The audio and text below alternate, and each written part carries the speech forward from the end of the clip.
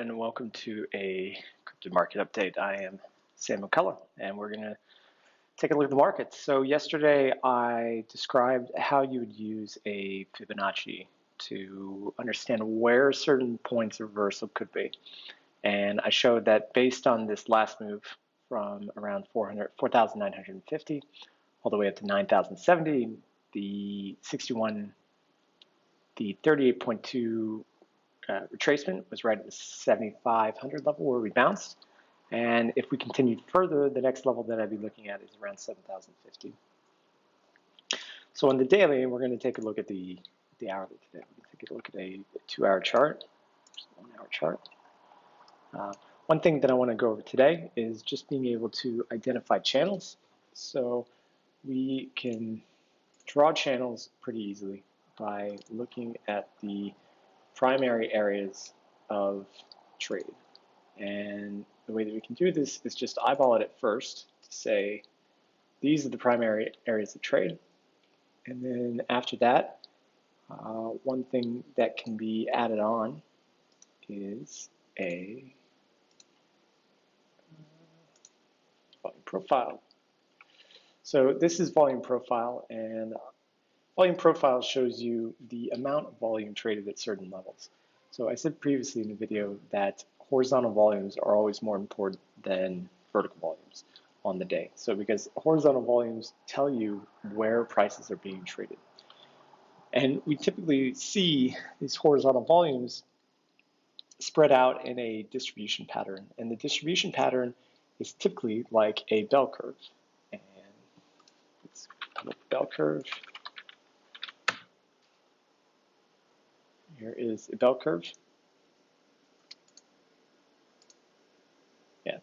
So the least amount of trading, so the greatest ability for opportunity, so the greatest opportunity occurs at the edges, while the majority of trading occurs around the middles. And what this means, if we turn it on its side, is that as the price gets lower here, there's more opportunity to buy and come back up into this middle area. And as prices get higher up here, there's more opportunity to sell because you want to buy low and sell high. So in a perfectly balanced market, as you get further away from the mean, which we call the point of control, where the most volume is actually being traded, and you get further away, then there's better opportunity to come back to the center. And the further away you get away from the point of control and head lower, there's greater opportunity to buy and come back to the center. So in a perfectly balanced market like this is right here, it is easy to identify the tops and bottoms of the ranges. So remember in the beginning that I just kind of drew some lines on here which look to be the channel. Now look at the volumes. Let me zoom in a little bit just so we can get rid of the previous stuff. Now if you see the volume profile, just go ahead a little bit. Okay. Now if you look at the volume profile, the most traded areas are highlighted here, and this represents 70% of all trading for everything that's on this screen. Now as you get outwards from here, it goes a little bit dark on the edges, and that shows that the is outside of the standard deviation area. So this represents a 70%, which is one standard deviation, and once it goes outside of that standard deviation, it goes into this darker area. So the majority of all the trading has been occurring from between around 7,930 all the way down to 7,577. So if you're buying and selling in these levels, you're essentially buying at the short-term value area. Now what I'm looking at here is, now that we've moved out of this value area here and we start to push higher, will we be able to push upwards into the previous value areas from days before? Or are we going to range around here and continue flat and sideways for a greater amount of time? If I'm looking to buy, so if you're looking to sell, right, you would be looking to sell on the top of these areas. And if you're looking to buy, you would be looking to buy at the bottom of these areas.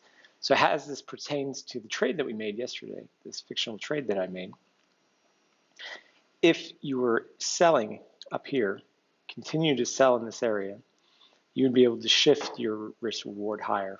And you would look at the volume area and say, okay, this is about the area where the end of the risk is, or I mean the end of the volume is. So there's not very many people trading outside of this area, at least in this time frame, going back to yesterday. So I would want to trade inside this area, especially if I'm trying to set up a short because I think the market's going to go lower. Trading inside this high area would allow me to get a better risk to return than trading in this lower area because I could set my stops at a further point when it mean regresses. Obviously, you can extrapolate volume profile out into longer time frames. You can see that the point of control right now for Bitcoin is right around the 7,978 or 7,950 area where we're trading around. And the bottom of the volume area is at 5,200. So I'll do a longer tutorial on volume profile tomorrow, but I just wanted to take a look at this today and say that currently we're just in a ranging market. It's completely balanced and really just waiting for some sort of breakout to occur. We had the squeeze fire upwards, which shows that there is some positive movement coming up.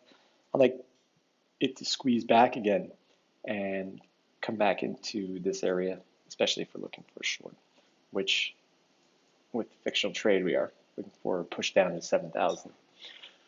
All right, that's going to wrap it up for today. Thanks for tuning in to another market update. I'll see you tomorrow.